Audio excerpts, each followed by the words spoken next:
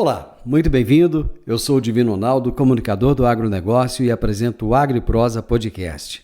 Vamos começar? Esse episódio tem um oferecimento da Organic Brasil. Você sabia que a aplicação de fertilizantes organominerais pode reduzir o uso de químicos, tornando a sua produção mais sustentável e ambientalmente amigável? Organic Brasil.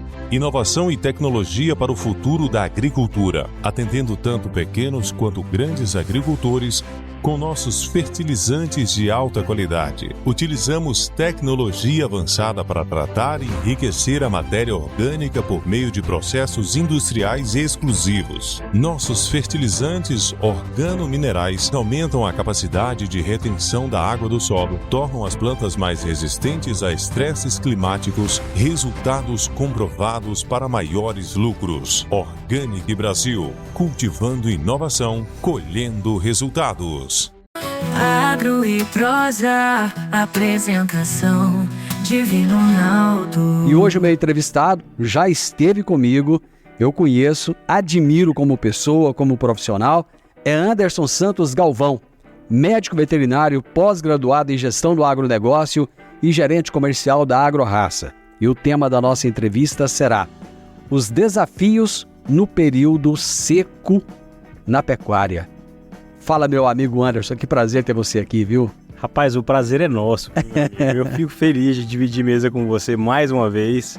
Você é uma grande referência para mim na comunicação do agro. Eu sou um entusiasta, né? Eu gosto de falar do agro, mas é um prazer estar aqui dividindo mesa com você para a gente gerar informação para o homem do campo. Esse é o nosso objetivo. Então, muito obrigado pelo convite, meu amigo.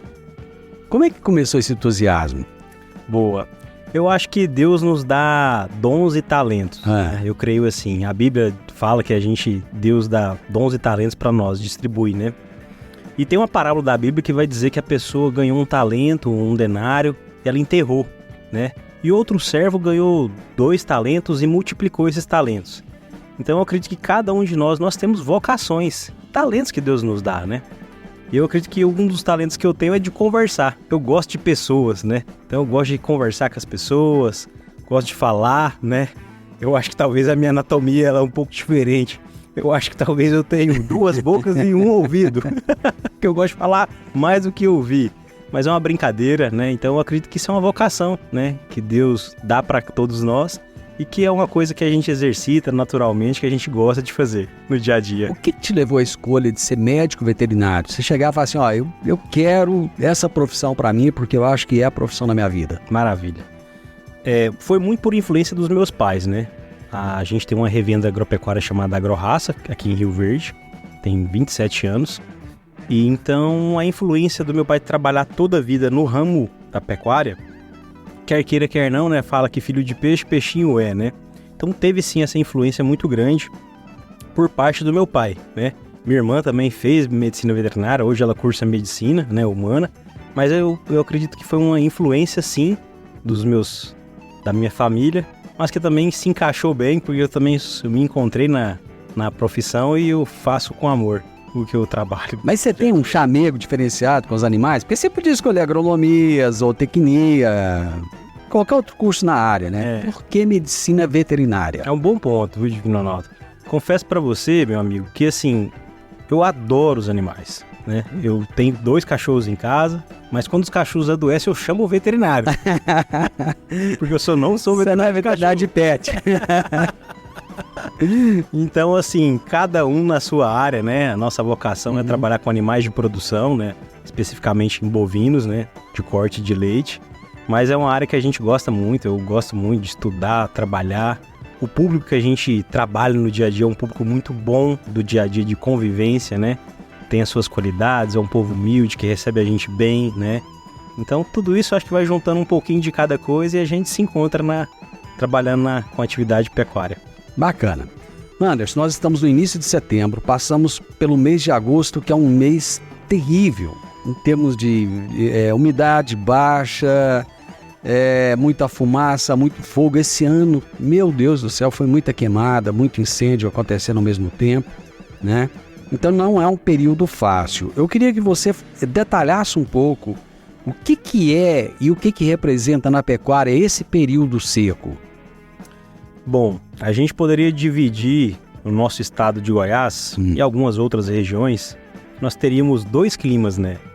A gente tem 4 estações do ano, né? Outono, inverno, verão, né? Primavera. Mas na prática, a gente só tem 2. A gente costuma dizer isso. No Goiás a gente tem o período seco, que é o que a gente está atravessando agora. Um período sem chuva, onde os pastos ficam fracos de nutrientes, eles secam, né? E o período das águas, né? Então as chuvas, elas são muito bem estabelecidas, né? Para o produtor, para o agricultor, para o pecuarista. Mas você bem disse, existem desafios, tem características que o produtor ele tem que aproveitar também nesse momento. Não é um momento só de desespero, mas também há oportunidades aí também, né? E é o que a gente vai conversar hoje. Mas quando a gente fala de animal, a gente está falando de animais de produção. E para esses animais produzirem, seja carne ou leite, passa-se sim pela saúde desses animais, e o clima seco ele vai trazer alguns desafios para esses animais nessa época do ano. E na parte de alimentação, existem também desafios que esses animais vão enfrentar nessa época do ano, né? Então, respondendo a sua pergunta, é multifatorial. A gente vai conversar de vários assuntos, seja ela da sanidade, seja ela da parte nutricional, mas com um objetivo: fazer com que esses animais produzam mesmo nesse período de desafio. E é interessante que quando você fala de desafio, a saúde humana não é muito diferente, né? Porque quando chega a época da seca, é a época que a gente sente que as pessoas mais sofrem, com questões respiratórias, a imunidade, que muitas vezes fica baixa, e a gente esquece de fazer uma correlação com os animais, né? Exatamente. Sua correlação ela é 100%, né? Porque aí, o que é interessante, Vino? O mesmo bovino que está lá no campo produzindo carne ou produzindo leite, ele tem a mesma fisiologia que nós. Ele possui os mesmos órgãos. Ele tem o pulmão, ele tem o fígado. Só que diferencia o bovino para nós, seres humanos, pensando assim na fisiologia do animal, é o rumen, né? E a gente vai falar um pouco de rumen, né? Que é a grande máquina do bovino, né? Eu costumo dizer que a vaca ela é um animal muito abençoado. Ela consegue pegar um pasto seco e transformar isso em leite, em carne, né? Nenhum outro ser da terra consegue fazer isso, né? Então, eita animal abençoado é a vaca. Aliás, antes da gente continuar, já eu quero falar dos desafios que você colocou, mas você tocou num ponto bem interessante. Eu acho que muita gente faz essa pergunta: como é que o animal consegue comer capim e transformar? Porque esses dias até vi uma comparação interessante. Alguém dizia o seguinte: o ser humano está querendo transformar a planta em carne. Sim. Né? Porque tá agora esse negócio de carne de laboratório, carne vegana, toda essa coisa. O animal faz isso há milênios, né? Ele transforma capim em carne, transforma capim em leite. Como é que é feita essa magia? A gente falou no início dos dons e talentos, né? Isso. A gente pode falar que isso é um dom e talento da vaca, né?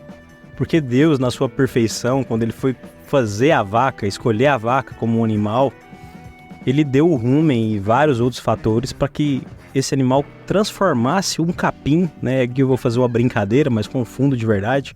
Experimenta comer capim na sua dieta, ser humano, pra você ver o tanto que é ruim. Imagina. E a vaca, ela come com prazer isso, e ela transforma todos esses nutrientes que estão no capim, na silagem, na ração, no milho, na soja, transforma ele em leite ou em carne, né?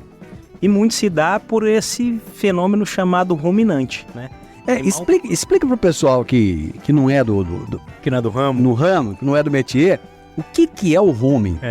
Boa. O que diferencia o ruminante de um ser monogástrico? Porque nós somos monogástricos, né? Nós temos somente uma divisão de estômago, né? O ruminante ele tem 4 divisões. Então, né? Uma vaca tem um estômago dividido em 4 ou são 4 estômagos? Poderíamos falar que são 4 estômagos. Certo. Porque cada uma dessas partes vão exercer funções diferentes dentro da magia de produzir carne ou leite, né?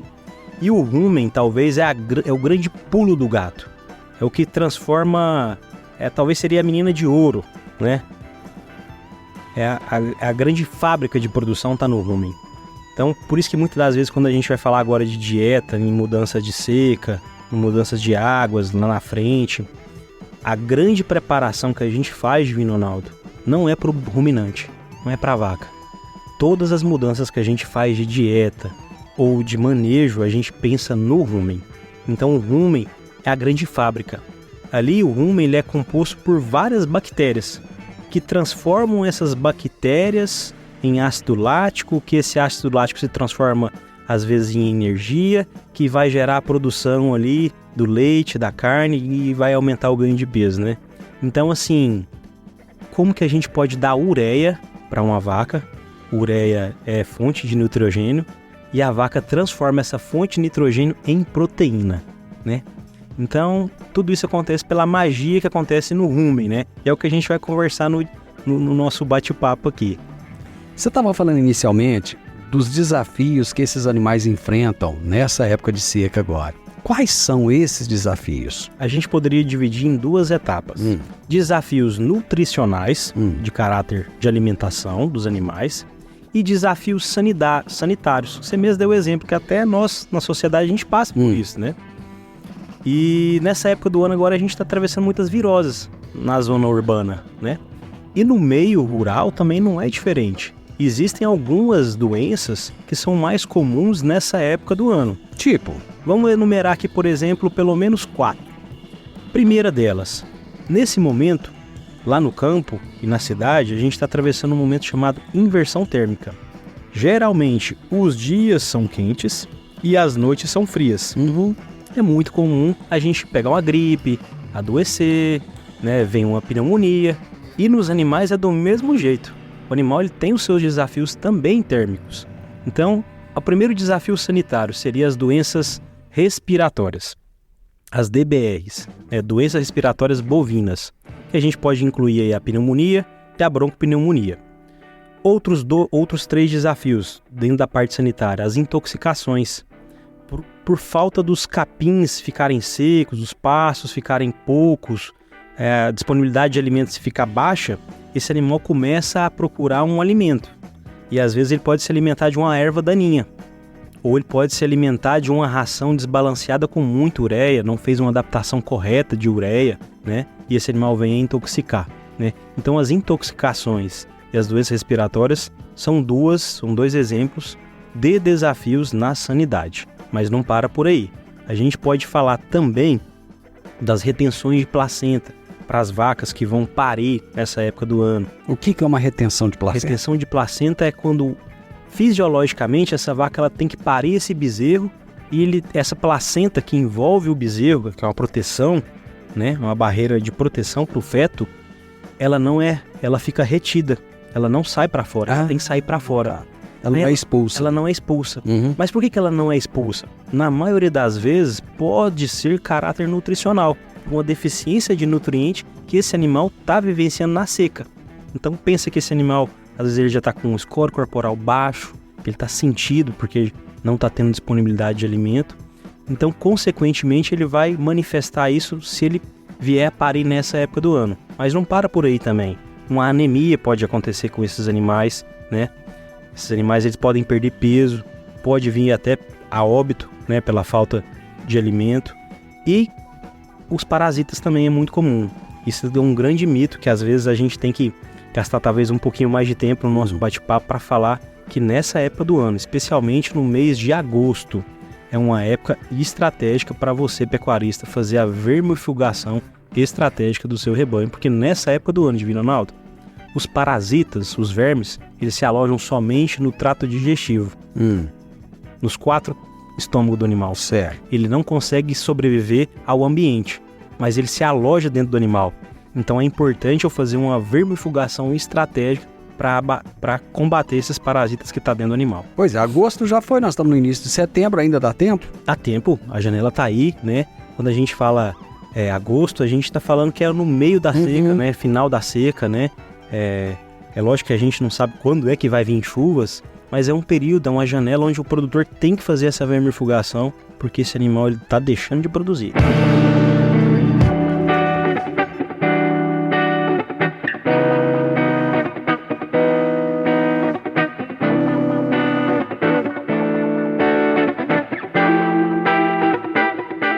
Lá atrás você falou da inversão térmica, né?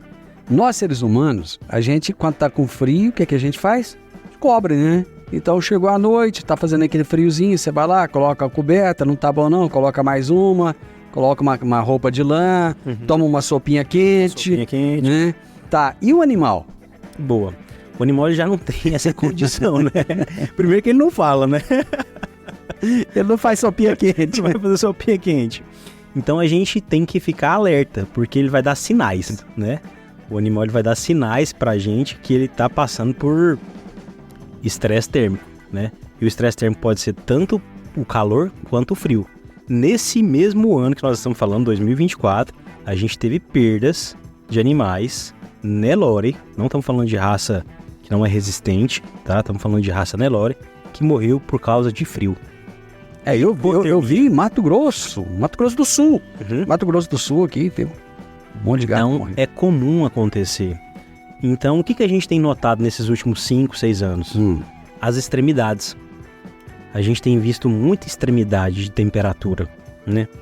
Então, o produtor ele tem que fazer o seguinte. Antes que aconteça o caso de você perder um animal, você fazer as vacinações. Porque existe vacinação que você faz no seu rebanho para prevenir essas doenças respiratórias. Pois é, aqueles animais que morreram, foram de frio ou foi de quê? Provavelmente a causa da morte deles foram hipotermia. Certo. A causa da morte da hipotermia, provavelmente, as temperaturas desceram muito, de uma forma muito brusca, muito rápido, né?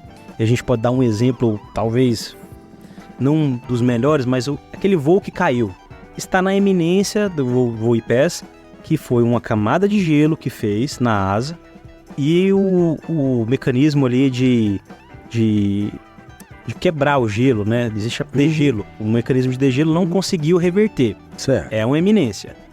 Nesses animais, o que a gente pode achar, né? Sem a gente fazer uma necrópsia adequada para a gente saber a causa da morte. De longe, assim, a gente acredita que essas temperaturas elas abaixaram muito rápido e de uma forma muito agressiva.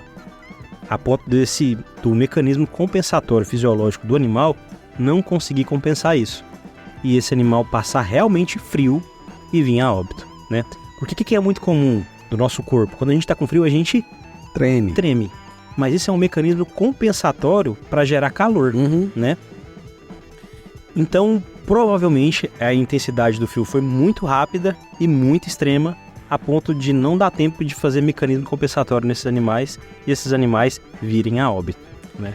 Ok, vamos voltar lá na pastagem, que tá sequinho agora nessa época, né? Aliás, uma época que não é a época mais bonita, né, gente? A gente anda aí pelos campos e vê aquele capim seco e tal, então a gente sabe que existe uma escassez de pastagem durante esse período. De que forma ele impacta no peso dos bovinos, né? E também na produção do leite. Existe, por exemplo, uma diminuição do leite em função desse capim tá seco? Sim. Se a gente for fazer uma comparação, grande parte do leite produzido no Brasil, não estamos falando de Rio Verde, ele vem de pequenos produtores. E na maioria dos casos, se a gente for pensar nesse produtor pequeno, muitas das vezes ele não tem um planejamento nutricional para o ano, né? O que é muito comum no gado de corte? O pessoal deixa um pasto vedado. Vou deixar um pasto vedado para a época da seca, eu pôr o gado lá, né? Então vai sim diminuir a produção de carne e consequentemente também vai diminuir a produção de leite também por parte desses pequenos produtores, porque não foi feito um planejamento adequado. O capim dele ali, o pasto, ele vai diminuir a perda nutricional. E só para fazer um adendo, até semana passada a gente teve num evento e foi até curioso para mim, não tinha esse dado. São poucos os países no mundo onde não se usa ou usa-se muito pouco fertilizantes no solo para produção. E aqui eu estou falando da agricultura, mas a pecuária é do mesmo jeito. Porque pensa comigo, Divino Ronaldo, suponhamos que essa mesa aqui é o solo. Certo. O solo é um ser vivo, né? E somente 3 a 4 países espalhados pelo nosso planeta que não precisa de muito fertilizante para produzir. E o Brasil não se encontra nesse quadro. Não. Um deles é a Ucrânia, né? Que tem. A própria Argentina. Isso. Né? Então pensa comigo, nós somos um país que dependemos do fertilizante. E se o produtor ele não faz a adubação correta no seu pasto, a gente já está tendo um agravante. E se ele não faz uma prática de manejo, de rotacionado, se ele não deixa um pasto vedado, se ele não se prepara para a seca, ele vai enfrentar grandes desafios. Então, isso é uma realidade para todo o Brasil? Não, mas grande parte do nosso país não se investe tanto em pastagem, em fazer uma correção de solo, em fazer uma adubação correta, em fazer um manejo correto de quantidade de animais por números de piquetes, de pasto. Aquilo que o pessoal tem até dito muito, Anderson, que é o seguinte, às vezes o pecuarista não vê o pasto como cultura. Exato. Como acontece na agricultura, por exemplo, né? Isso. E o pasto, ele é como se fosse uma soja. Soja, né? Um milho, né? Você tem que cuidar, ele é uma cultura perene. Se você cuidar dele, ele vai durar 10, 15 anos, né? E muitas das vezes, na prática, a gente não vê assim. Porque indiretamente, você fez uma comparação maravilhosa. As colhedeiras da pecuária chamam-se vaca. Exatamente, é isso. Né? É as vacas que vão colher o pasto. Então, quando o produtor ele entender que ele é produtor de capim e as suas colhedeiras são as vacas, são os animais, vai mudar muito. Vai mudar tudo na pecuária. Porque ele vai começar a enxergar oportunidades e enxergar onde ele tem que investir. E uma curiosidade, Vino, sabe qual que é a fonte de comida mais barata que o produtor tem? Eu imagino que seja o capim. O capim. E muitas das vezes a gente investe tanto em silagem, que é uma ferramenta muito boa, sem sombra de dúvida. Mas a nível Brasil a gente investe muito pouco em pastagem, que é a fonte mais barata que a gente tem. Eu já ouvi muita gente dizer, eu já perguntei, mas por que as pessoas deixam de investir no pasto, por exemplo? Ah, porque é caro investir no pasto, né? Mas eu, do lado de cá, que não é meu ramo, hein? E aí eu quero que você que responda, né? Eu vou colocar a questão aqui, vou jogar a bola e você vai marcar o gol. Eu quero entender o seguinte, porque a impressão que eu tenho é que o pessoal deixa o pasto degradar, acabar, para depois querer reverter o processo. Exato. Aí que eu acho que tá o problema de ficar caro. É igual um carro. Se você faz a manutenção boa, correta, né, dentro das datas estabelecidas, da quilometragem estabelecida, bacana. Você pode ter um carro antigo, de idade antiga, mas um carro em perfeitas condições. Você pode ter um carro novo, estourado e que não tem manutenção nenhuma. Seria mais ou menos isso? Perfeito. Eu ia fazer uma comparação igual a essa. Mas vamos fazer uma comparação de uma casa. Você tem uma casa, você construiu a casa do zero e é natural que você tem que fazer manutenções nessa casa, uma manutenção de uma pintura a cada 5 anos, a cada 10 anos, né? O produtor muitas das vezes ele não enxerga ainda que ele tem que fazer essa manutenção no seu pasto, no seu solo, né? Então por isso que é uma mudança mesmo de cultura. Ele tem que começar a enxergar como o solo, pasto, um ser vivo, que ele tem que investir. Muitas das vezes o produtor ele só vai gastar ou investir quando já está com o pasto já degradado. Aí realmente a conta fica cara. Porque hoje para você fazer uma reforma de pasto, né, não é barato, do zero. Mas se você vai fazer doses de manutenção desse pasto que já está bem, aí você tem baixo investimento, né? E tem alguns estudos que falam sobre essa linha de raciocínio que a gente está conversando, e que se o produtor enxergar que ele tem que fazer essas doses de manutenção a cada 2 anos, né, ele tem pasto por muitos anos da vida dele e fica mais barato, né? Você falou de estratégia de manejo nutricional. Então muita gente não faz uma estratégia.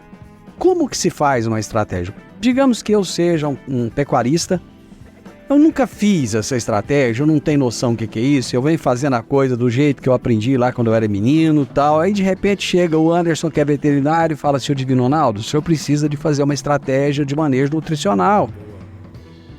Tá, eu vou partir do quê? Qual que é meu ponto zero? Vamos usar o Divino Ronaldo como exemplo, nosso futuro pecuarista aqui. Suponhamos que o Divino Ronaldo ele é pecuarista e ele trabalha com cria. Certo. Seu negócio é produzir bezerros. Correto. Vamos dar esse exemplo para ficar mais claro, mais factível. O Divino Ronaldo vai produzir bezerro. Ele sabe que o que ele tem de mais ativo na fazenda é as vacas. E onde ele tem que investir? No pasto. Qual que é a moeda que vai pagar a sua conta? É o bezerro. Isso. Então, quanto mais bezerro você tiver e produzir, mais recurso vai entrar para o seu caixa. É uma coisa lógica, certo? Correto. O que tem uma coisa que a gente não pode fazer? Jamais. Grava isso.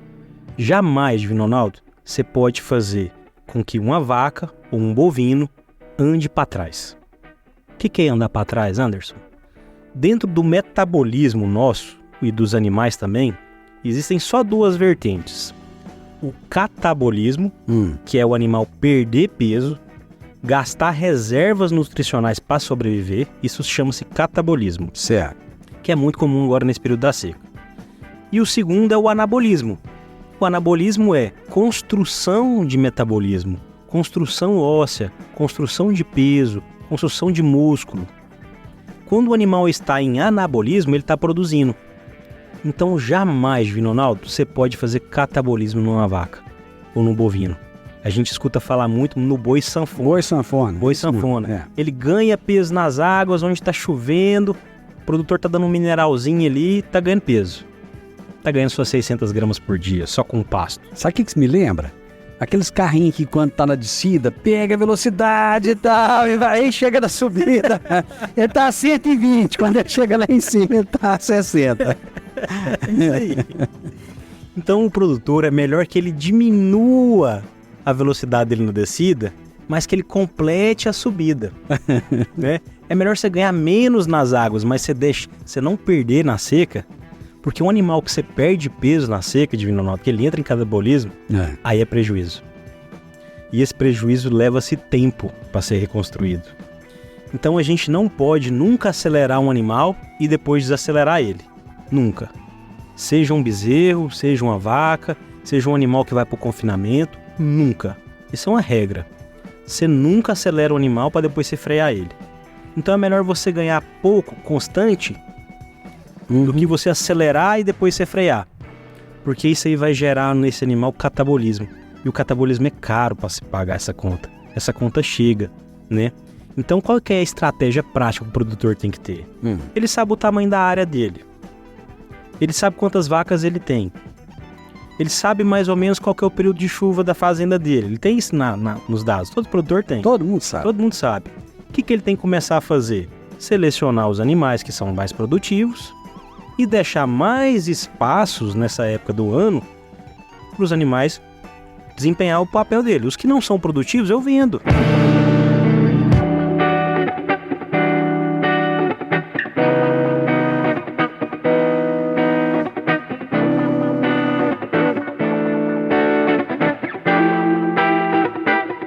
Então, melhor do que ter um monte de animal na fazenda, é você ter menos animais, mas com uma genética melhor, com uma capacidade produtiva melhor. Melhor. E outro ponto, o confinamento, para esse produtor, ele pode ser uma estratégia dentro da fazenda.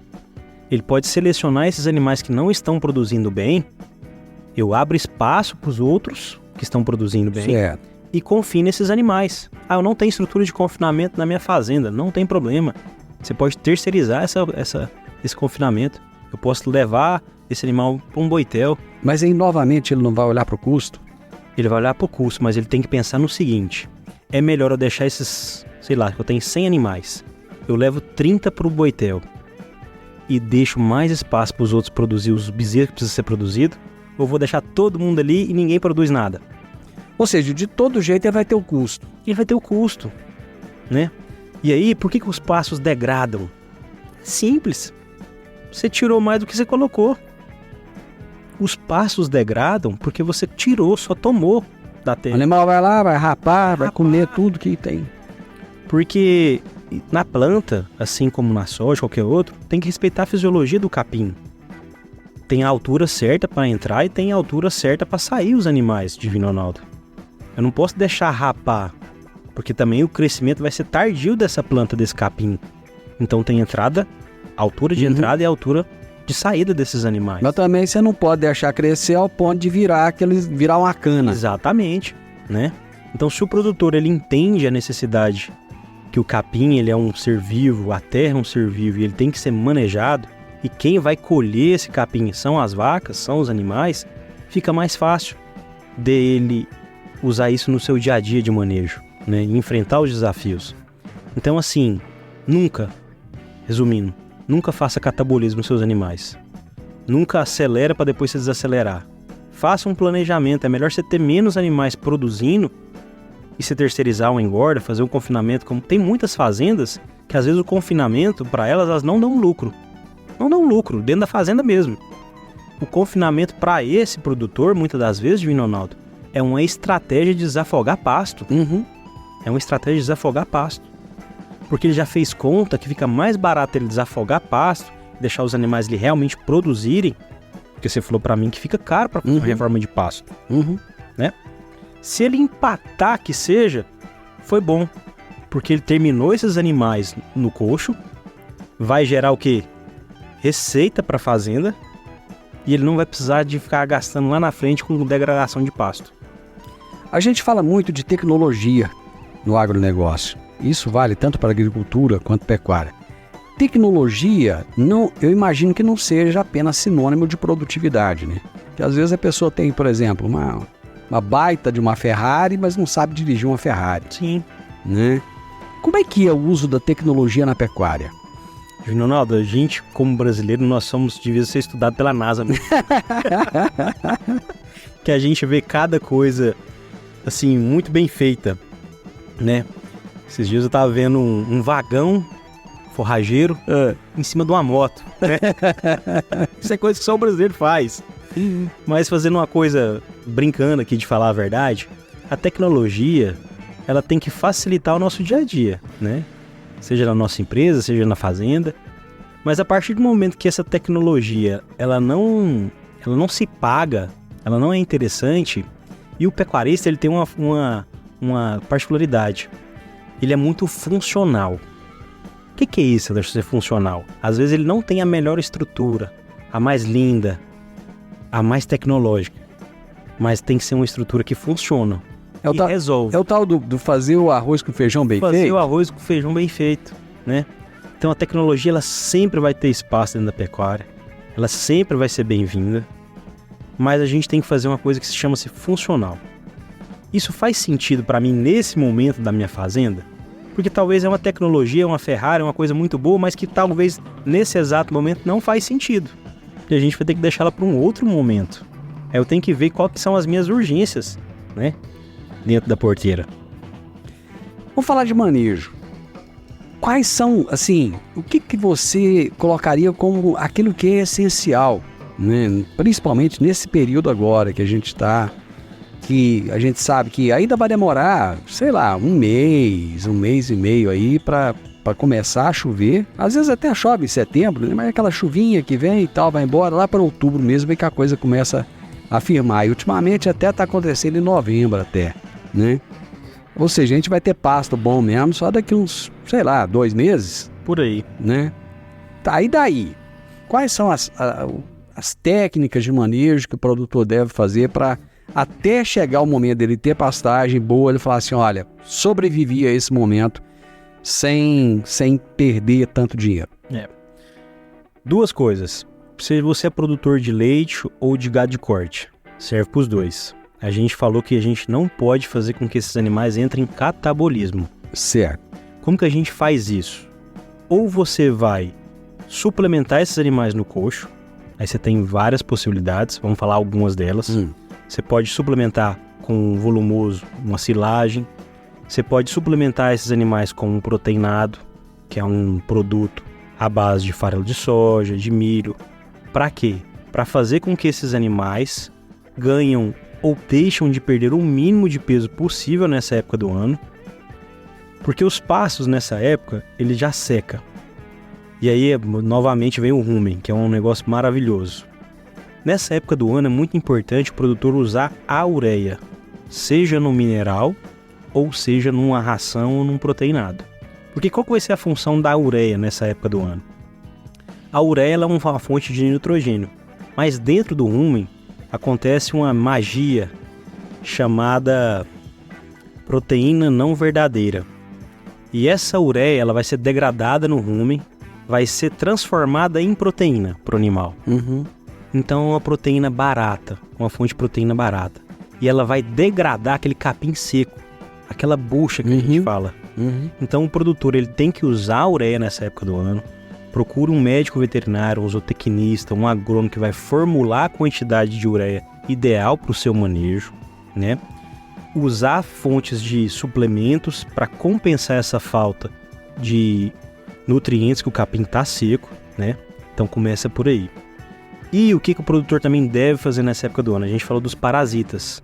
Então você vai fazer uma vermifugação estratégica, porque dentro dos animais, nessa época do ano agora, a gente está cheio de parasitas hospedeiros. No ambiente não tem, mas dentro do animal vai ter. E para fechar com chave de ouro, ele vai fazer uma vacinação pensando nas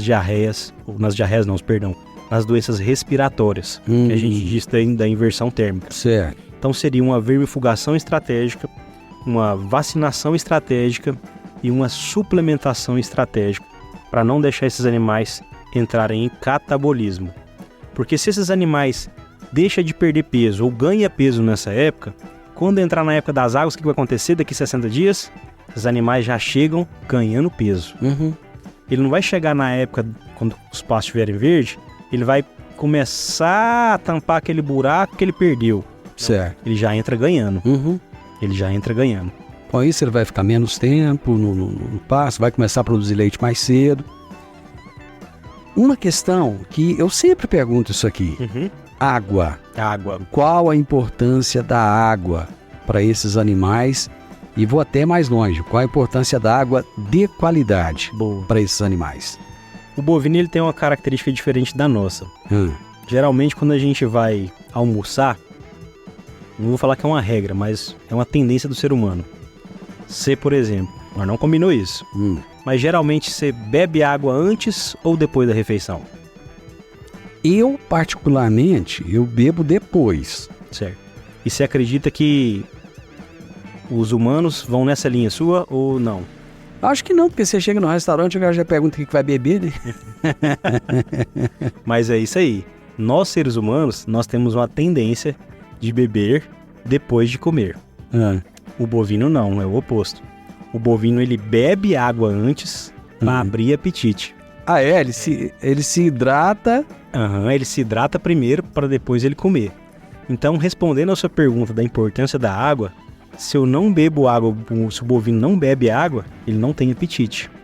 Então, uma água de qualidade é aquela que você olha, você ser humano olha e tem coragem de beber. Se você olha para essa água e não tem coragem de beber, essa água não está adequada para os bovinos. Aquelas pocinhas de lama, então, que fica lá no meio do pasto. Aquelas cacimbas não é para o bovino. Muito pelo contrário, aquilo lá é uma fonte rica de clostridiose, né? Pode, às vezes, morrer um tatu, morrer um animal silvestre ali. Ele está em estágio de decomposição. Em contato com a água, ele vai gerar ali toxinas. Essas toxinas vão ser ingeridas pelo bovino e, consequentemente, ela vai acontecer ali um botulismo, um carbúnculo, né? Que são doenças rotineiras nessa época do ano. Pô, Anderson, bacana. Ficou faltando alguma coisa? Eu acho que não. Acho que a gente falou da parte nutricional, a gente falou da parte de sanidade, né?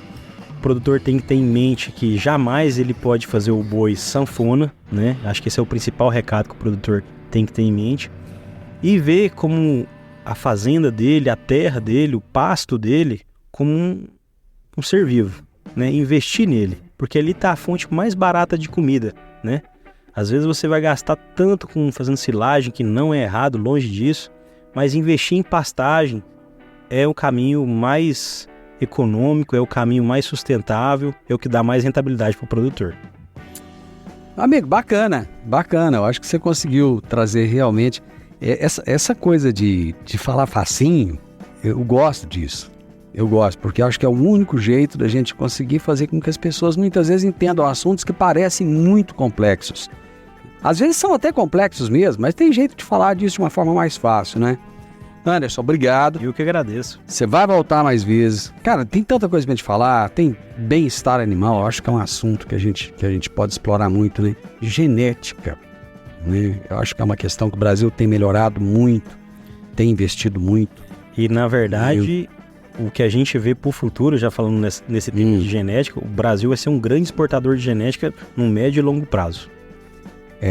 isso que você falou, inclusive, está muito alinhado com o Index Asbia, que saiu agora, né? Que o pessoal fala exatamente disso. O investimento que os pecuaristas têm feito em genética, o quanto o Brasil tem melhorado e as perspectivas do Brasil para o futuro. Meu amigo, obrigado. Eu que agradeço. Foi um prazer ter você aqui e não some de mim não, volte mais vezes. Eu que agradeço, espero ter contribuído aí com você e também com todos a sua audiência aí. E a gente está sempre à disposição aí na AgroRaça. Qualquer dúvida que o produtor tiver, conta com a gente. O nosso objetivo é esse. Aliás, vocês têm um Instagram bem sua galera lá gosta de fazer, né?